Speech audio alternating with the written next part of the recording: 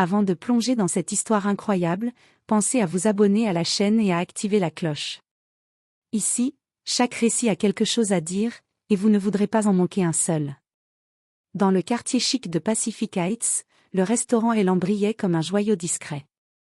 Niché derrière une façade d'un raffinement minimaliste, il était le sanctuaire de la haute société de San Francisco. Banquiers, artistes renommés, politiciens influents, tous venaient y chercher non seulement la cuisine mais aussi l'intimité qu'offrait l'éclairage tamisé, les alcôves insonorisées, et un personnel formé à l'élégance invisible.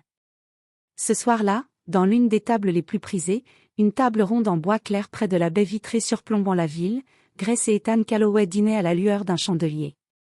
Ethan, costume en lin noir sur mesure, arborait son air habituel de conquérant discret. Son regard, d'un bleu acier, ne lâchait jamais totalement la salle. Il observait. Il évaluait. Il contrôlait. Grace, elle, rayonnait d'un calme presque surnaturel. Sa robe ivoire épousait sa silhouette sans ostentation. Son collier en perles de Tahiti, hérité de sa mère, semblait flotter autour de sa gorge fine. Elle riait doucement, posant parfois sa main sur celle d'Ethan. C'était leur 15e anniversaire de mariage. Et tout semblait parfait. Le serveur, en gants blancs, apporta leur plat principal, un duo de mérou et de Saint-Jacques, nappé d'une émulsion d'agrumes.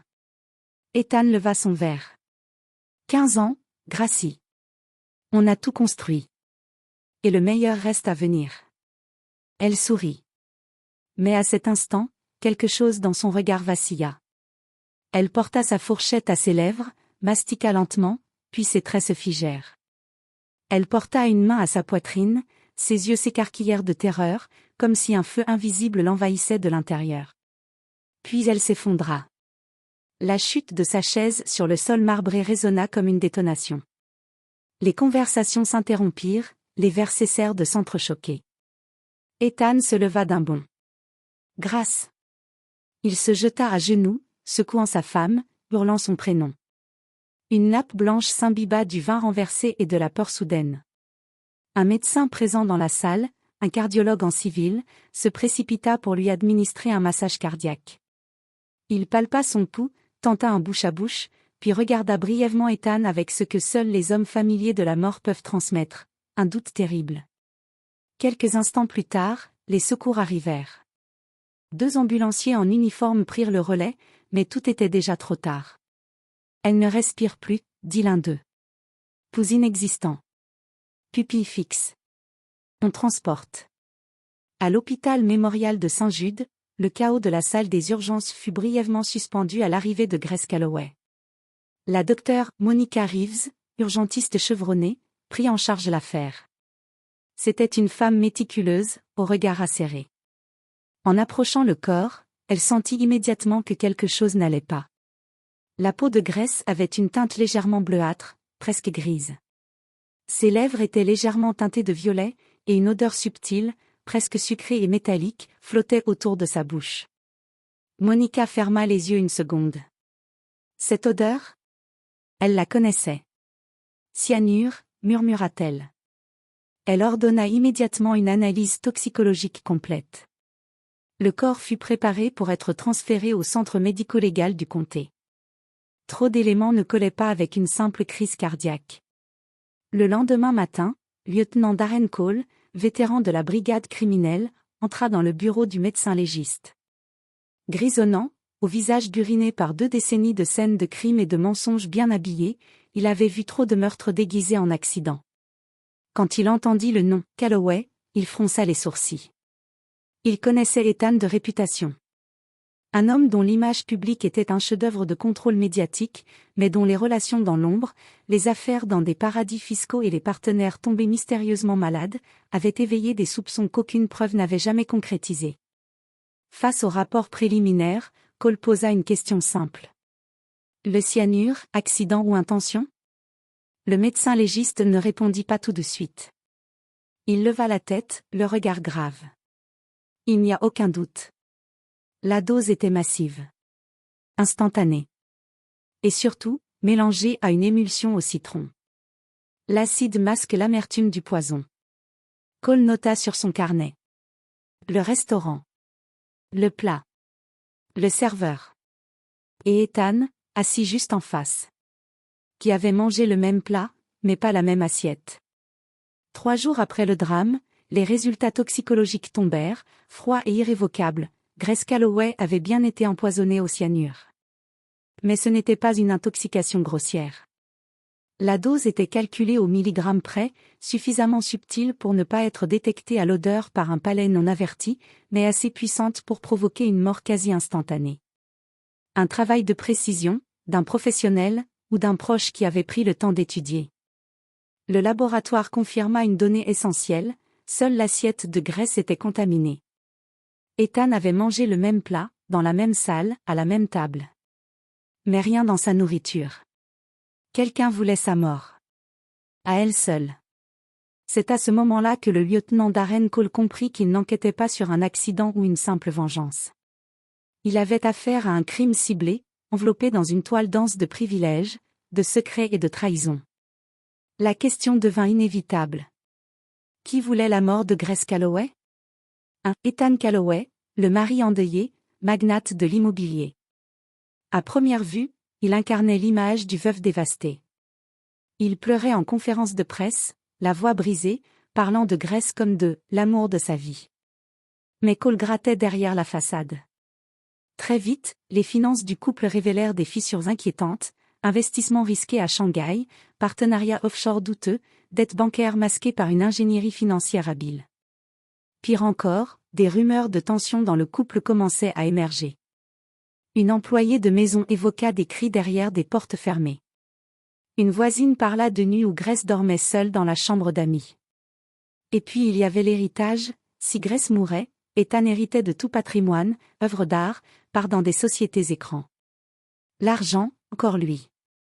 2. Amanda Blake, chef exécutive du restaurant Elan. Brillante, méticuleuse, respectée dans le milieu gastronomique. Elle gérait sa cuisine comme un général mène une armée. Mais Amanda avait un passé complexe. 3 ans plus tôt, son frère, David Blake, avait investi tout ce qu'il possédait dans un projet immobilier lancé par Ethan Calloway. Quand le projet s'était effondré, Ethan s'était retiré à temps. David, lui, avait tout perdu. Il s'était suicidé quelques mois plus tard.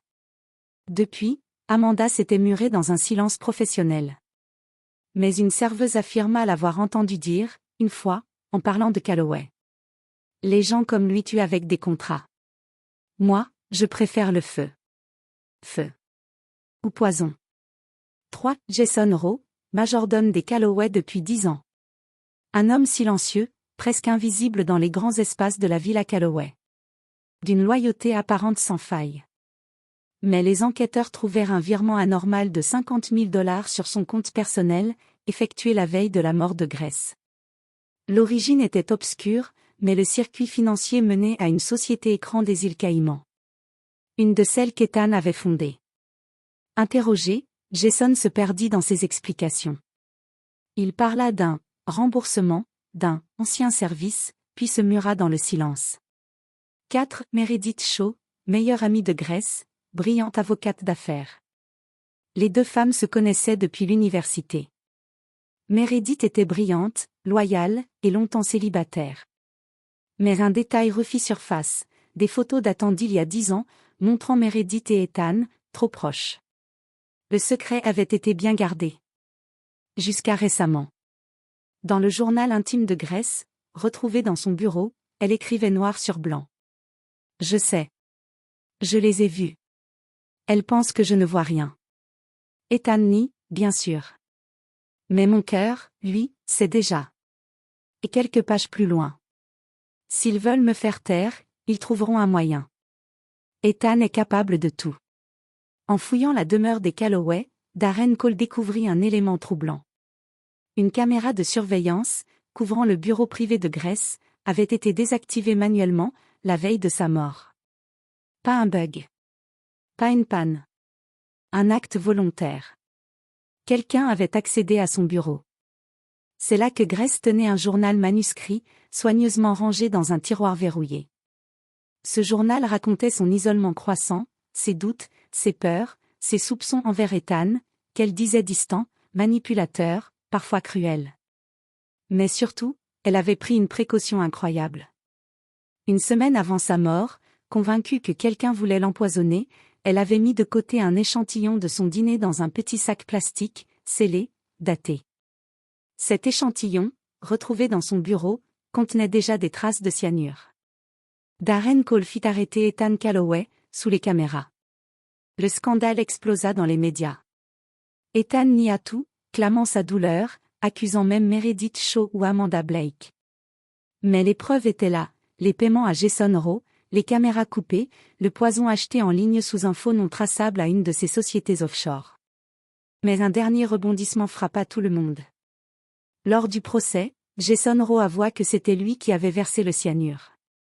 Mais il n'agissait pas pour l'argent. Il pleura à la barre et confessa. Elle allait révéler les secrets d'Ethan. Des choses bien plus graves que la trahison. Elle avait trouvé des dossiers sur des projets immobiliers illégaux, des évictions forcées. Elle allait le dénoncer. Il m'a supplié d'agir. J'ai cru que je la faisais taire pour sauver la fondation, l'Empire. Je me suis trompée. La fondation Grace Calloway, que son mari avait autrefois utilisée pour son image, fut reprise par Meredith Shaw, qui décida de lui redonner sa véritable vocation, défendre les victimes de l'avidité et de la corruption. Ethan Calloway fut condamné à 25 ans de prison pour complicité de meurtre et fraude aggravée. Jason Rowe, avec des circonstances atténuantes, reçut une peine plus légère, mais qu'il purgea en silence, rongé par le remords. La mémoire de Grace, elle, resta vivante.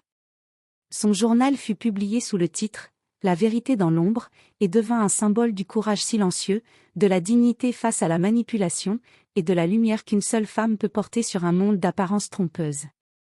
Après la mort de Grace, Meredith Shaw n'était plus la même.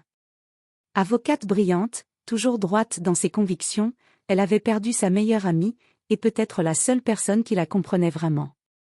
Ce qui la hantait le plus, ce n'était pas la liaison passée avec Ethan qu'elle avait regretté mais le fait que Grace savait, et ne l'avait jamais jugé. Quand les carnets de Grace furent révélés, Meredith découvrit à quel point son amie s'était sentie seule, menacée, encerclée par des mensonges. Elle décida alors de faire ce que Grace n'avait pas pu achever, mettre Ethan Calloway face à la justice, à visage découvert. Elle se porta partie civile au procès et proposa un témoignage que personne n'attendait. Le tribunal fédéral de San Francisco accueillit un procès ultra-médiatisé, le peuple contre Ethan Calloway, accusé de complicité de meurtre, obstruction à la justice, et détournement de fonds via ses sociétés écrans. Le procureur, Jordan Ellis, un jeune homme incisif et déterminé, présenta une affaire solide. Le mobile, Ethan allait perdre tout si Grace parlait. Le moyen, Jason Rowe, exécutant fidèle. L'opportunité, un dîner parfait pour déguiser un crime parfait. Mais la défense, assurée par Richard Mendez, un avocat de la haute sphère, tenta de miner la crédibilité des témoins, surtout celle de Meredith. Vous aviez une liaison avec Monsieur Calloway. Peut-on vraiment croire que votre témoignage est neutre? Meredith, droite dans son tailleur gris foncé, le regard brûlant d'honnêteté, répondit sans détour. J'ai fait une erreur autrefois. Mais je suis ici pour une autre vérité. Pas pour moi. Pour Grace. Elle était ma sœur de cœur. Elle m'a pardonné avant même que je ne le mérite. Le témoignage de Jason Rowe fut décisif. Effondré à la barre, il parla d'un homme devenu manipulateur, paranoïaque, prêt à tout pour sauver son empire. Il révéla une conversation secrète. Il m'a dit, si elle parle, on est fini. Fais ce qu'il faut. Elle ne souffrira pas. Ethan, impassible au départ, commença à perdre contenance. Le masque du millionnaire sûr de lui s'effritait. Il se leva un jour, hurlant que tout était faux, une conspiration montée contre lui. Mais c'était trop tard. Le jury avait vu derrière le vernis. Après 6 semaines de procès, le verdict tomba, coupable sur tous les chefs d'accusation. La juge, Laura Bennett, le condamna à 25 ans de réclusion criminelle sans possibilité de libération conditionnelle. Mais avant de l'emmener, elle lui laissa la parole. Ethan, les poignets menottés, regarda Meredith et dit. Vous avez gagné. Mais sans elle, je suis déjà mort.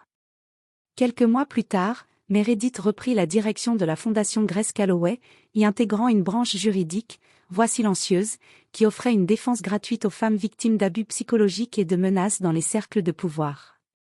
Lors d'une conférence, elle déclara: Grace a été trahie, mais elle a aussi laissé des traces. Des mots, une vérité, un courage. Son assassinat ne doit pas être une fin, mais un commencement. Tant que je vivrai, je parlerai pour celle qu'on a fait taire. Et dans son bureau, sur une étagère, trônait le journal de Grace, ouvert à une page soulignée en rouge. Le pouvoir n'est rien sans conscience. Et même dans le silence, je me tiendrai debout. 2 ans après le procès, la ville de San Francisco inaugurait un bâtiment au design sobre mais majestueux, le centre Grace Calloway pour la vérité et la justice.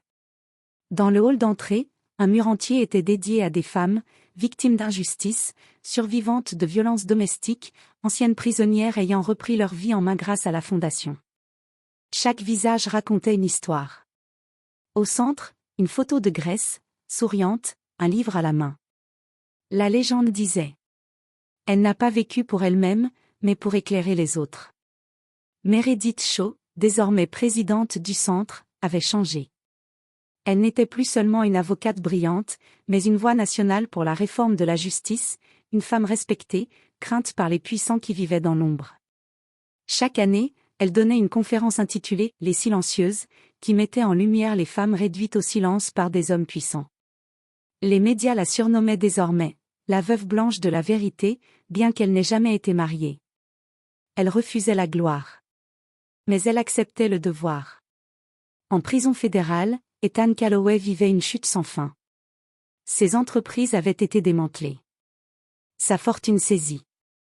Il recevait parfois des lettres anonymes, des femmes qu'il avait croisées autrefois, qui maintenant osaient parler.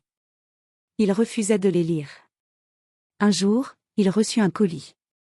C'était un livre. Le journal publié de Grace. Déposé par un bénévole de la fondation. Il le regarda. Trembla. Et referma la boîte sans l'ouvrir. Le dernier plan, dans une adaptation filmée, serait celui-ci. Un groupe d'adolescentes, issues de quartiers défavorisés, entre dans la grande salle du centre. Elles s'assoient autour d'une avocate noire, calme, posée, qui leur dit: aujourd'hui, on va parler de comment défendre les autres, et vous-même. Au fond de la salle, le portrait de Grace veille.